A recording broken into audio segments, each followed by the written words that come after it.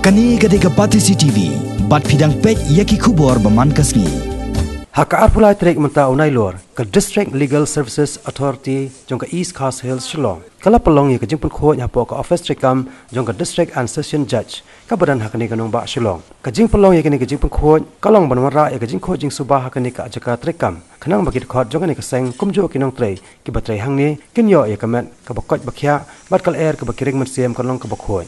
Ki balai snok tilang hakani ke ski kenthom ye kinong trei jong ka DC office katnat pulen Kidkot jong ka Shillong Municipal Board, Shillong Bar Association, nangta nakatnat Public Works Department bat kui kiwede. Hadin ke jipun kho yagini ka office bat ka saudong saukon jong kani ka office. Lapan board ro sa ka jing thungdeng hak jaka ki badan marjan bat kani ka office.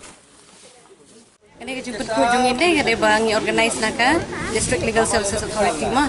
Shi benta ka long ba Anjing dan jong District Legal Services Authority kamde tang kajing long bunsing nilai awareness program pero bo sisnem agum ka action plan jong analsa ring sngo ba man ka podem nilai long aware gi brio te phang ka hok ka jong ki kay jing long jong man jong kaan tan ki bro ke habun no ki benta ring sngo ba kani kamde ken tang ka ba kut jong kani ring sngo ba nolor ka tangi don kamru ban long aware gi brio ken Shabar, Shapang Jing Long Jing Man Jong Jing Quick Hamtam.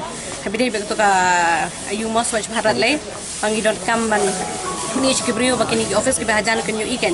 Pakam de etang daga ktir mengin pen i kibrio pen tip ka hok. Daga ibak ni snow ke bakong san ka liang office ru kalong ba ka jing quick ko de ka benta ka bakong san ha. Wan ra no mar hang ni ngi tre ngi im bun kentam ha. Reha bangi pe ki saudong sokun jong office per lagi jaklia te ka ta kan ni.